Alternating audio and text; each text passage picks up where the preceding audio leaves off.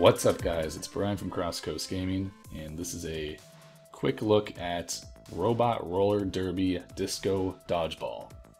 It's a hell of a name. Try saying that 3 times fast.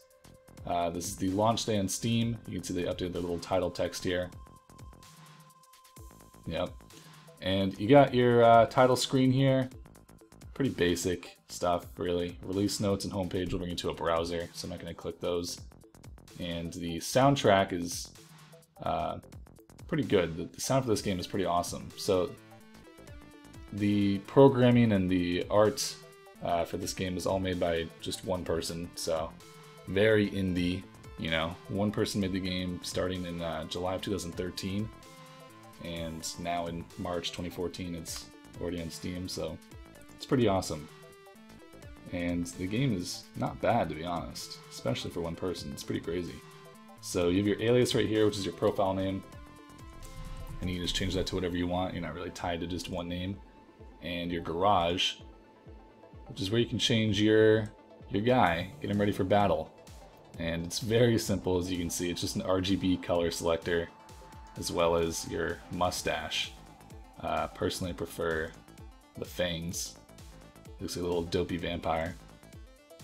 And then you can create your match, find match. You know, what do you expect? Pretty much what you'd see anywhere. Settings, also very simple.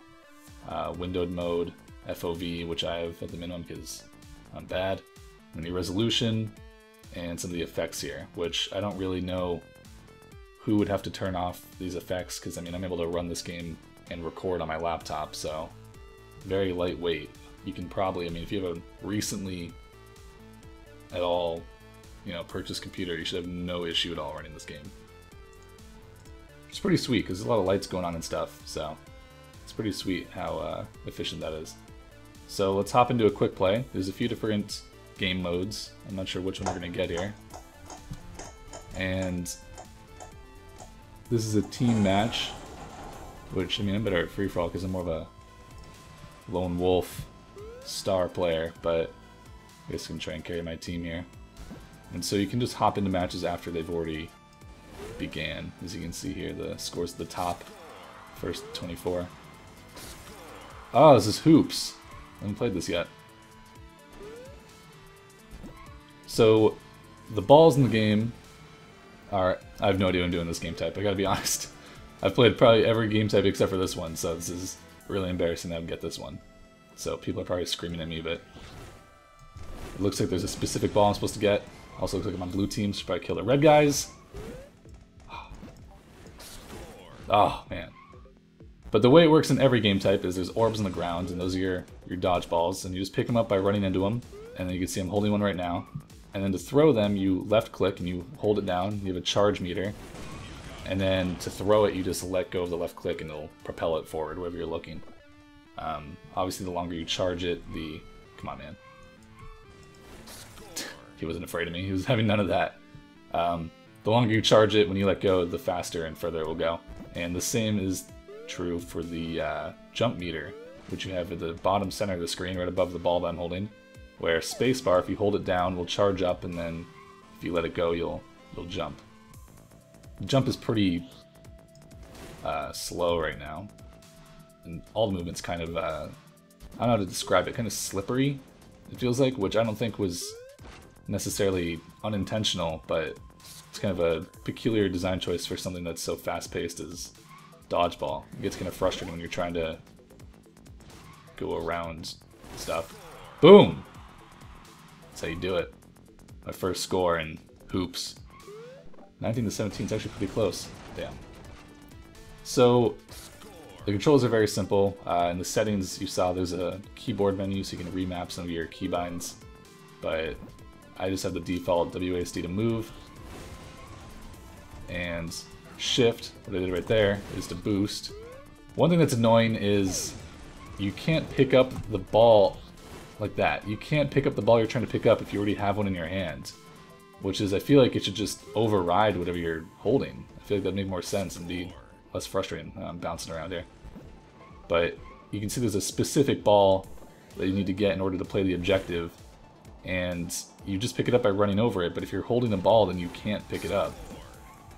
Meaning You know, if people are trying to hit you, there's going to be like 4 or 5 balls in the corner, and you just need to keep picking them up and throwing them away until you get the one you want. So you usually end up getting, the ball usually ends up getting taken by someone else that's near you.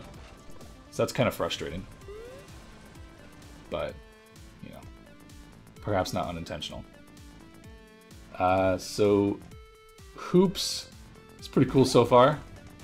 It's kind of funny that I'm playing it for the first time as I'm doing this. Oh, let's see. Let's do this. Oh, man. That went a lot harder than I thought. A lot less drop than I imagined. Here we go. Oh. He got it. That's something that's annoying, too. The lag in this game, which I should clarify, you can't stop the lag. I mean, the lag is going to happen anywhere you want. You can't design a game to make people not lag necessarily, but in a game where it's all instant kill projectiles and you're trying to time shots and angle them correctly, the lag is very, very frustrating to play with. Like what just happened about a minute ago was I had picked up the ball and someone else also picked up the ball and it just decided, you know, we'll give it to him. So it's really hard to play and hard to compensate for the lag in this game because you can never be 100% sure. Oh my god. You can never be 100% sure where it is. Like it might say the ball is over on one side of the screen when in fact someone, you know, threw it across the arena like a second before it updates. So I'm not sure like how you can really fix that because people are always going to lag, but it's worth noting that in a fast-paced game like this, it gets pretty frustrating. Alright, get out of my way. You don't have a ball. Jeez. Oh my goodness. Doing pretty bad. This is embarrassing. This is a close game, though. So, something else worth noting is you can see on the side there's these little level indicators, like audio levels, and also the lights in the disco arena are pulsating. And that's not just random. It actually coincides perfectly with the audio that's playing, which is really great disco techno music. Unfortunately, I didn't put it in the video because I don't want to get caught up on like copyright or something like that, but it is really enjoyable. It's really a good soundtrack. Fun to play with. Keeps you in the moment of fast-paced gameplay. Oh, I'll save you, buddy! That was sweet. You feel really great when you get like a long shot or something like that, or if you get like a ricochet shot on someone. Makes you feel like a champ. Oh, like that. The ball was just over on one side of the screen and then kind of appeared in someone's hand. So I mean, it's kind of a minor thing to complain about. Like I'm sure if you're in a lobby with people that aren't lagging, then it won't be a big deal. 2022. This guy's on a ball, right? Boom. All right. It's hard for me to play and talk at the same time. Oh no, this guy's gonna get in. I have nothing to stop him with. Damn. Alright. This is for all the marbles. Oh, snap. Got that. Oh! Kill one guy, get killed by the next guy. Whoa. Paul's actually stuck in the hoop. There we go. Did that not count? Do I not know how to play? Oh, do you need to shoot in from the behind the hoop, maybe? Ah, interception. Ah, we lost. Oh well. You can see by pressing tab the leaderboard for the game. Wow, I got 29 kills. It's crazy. I did really bad. And then there's no pre-game lobby, so as soon as the game's over, you'll just be put into the next game. So you can tell they're just trying to make it as fast-paced as possible. You're immediately back in the game, and there's no like timer at the beginning of the game. You can just start going, and it looks like this is actually a different map. So it's pretty cool how fast the different maps load. I mean, obviously there's not, you know, any crazy geometry or art to load like in games like, you know, Titanfall and stuff like that, but it's still nice that you don't need to sit in the loading screen and wait. There I got a zombie kill, which is just death from the grave. You shoot a ball and then get killed by someone before it lands. But yeah. Robo Derby Disco Dodgeball? Is that the name? Crazy name. Robot Roller Derby Disco Dodgeball. Well, it's definitely memorable. Maybe not all in the correct order and all the correct words, but I'm just gonna call it Disco Dodgeball. If you can just take your hand and just cover the top line Disco Dodgeball. And in fact, if you just Google Disco Dodgeball, this is what comes up anyways, so that's the name, according to me.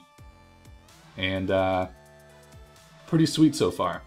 You can see in the bottom right, it's early access, so obviously it's going to change probably a lot before it goes to its first quote-unquote final release, whatever that means, since you can buy it already. But I'm having a lot of fun with it. Pretty solid game. You know, it's definitely an indie title. I don't know if it's something that you would spend hours and hours and hours at a time playing, but it's definitely fun to hop in with some friends, and really fast-paced, action-y. And yeah, I recommend you check it out if you enjoyed this video. So thanks for watching, and I'll see you guys next time.